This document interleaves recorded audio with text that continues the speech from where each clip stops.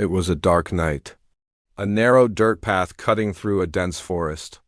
The air was thick with humidity, mosquitoes buzzed everywhere, and wild animals growled in the distance. But more terrifying than all of that was the silence. Through that silence a man was running. His face was covered in wounds. His clothes were torn, his breath heavy. But in his eyes there was only one thing: freedom.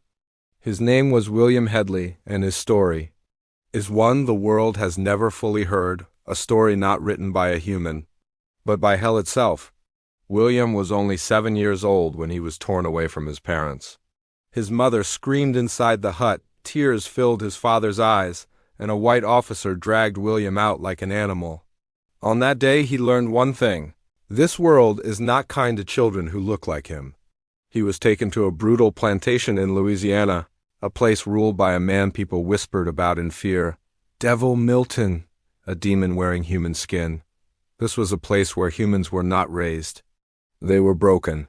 That night William heard people crying, some missing their mothers, some starving, some bleeding, and some simply wishing for death. Among them, an old man looked at William and said, "Son, there are two kinds of people here, those who break under Devil Milton, and those who escape him." William made a silent promise to himself. "I will not break." Children like William suffered the most, cutting wood, carrying water, cleaning fields, and worst of all, taking the punishment for others' mistakes. Hurting the young gave Milton pleasure. One day, he beat William unconscious just because he splashed water by accident. When William woke up, he whispered to himself, "This is not my home. I will not die here." That was the moment the flame of escape ignited inside him. By the age of 15, William had passed through every gate of misery hell could open. But then came the night. A violent storm raged. Mud, water, blood, and screams mixed in the fields. Milton was drunk, waving his whip, shouting, "Who stole the flour?" No one had. But he wanted someone to suffer. He whipped them again and again. People cried. People fell. Then his eyes landed on William. "You stay quiet? Maybe you stole it?" He raised his whip, but before it could strike, William grabbed his hand. The entire field froze.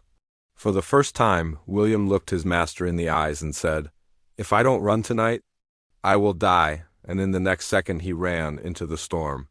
Into the darkness, into death, but also into freedom.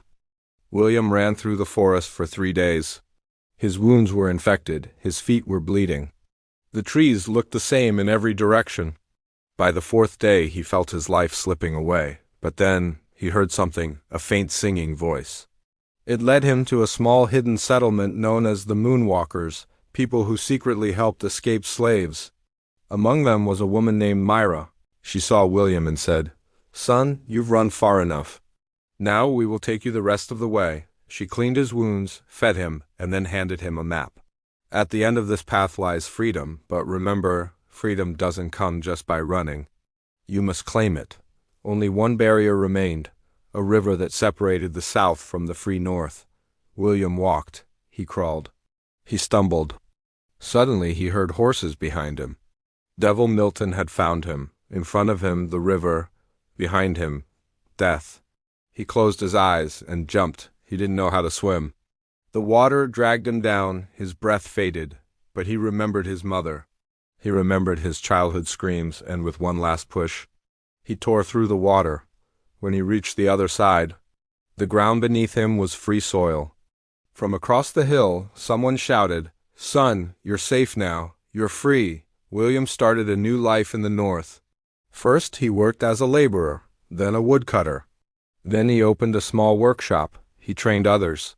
He helped anyone who needed work, but he never forgot where he came from.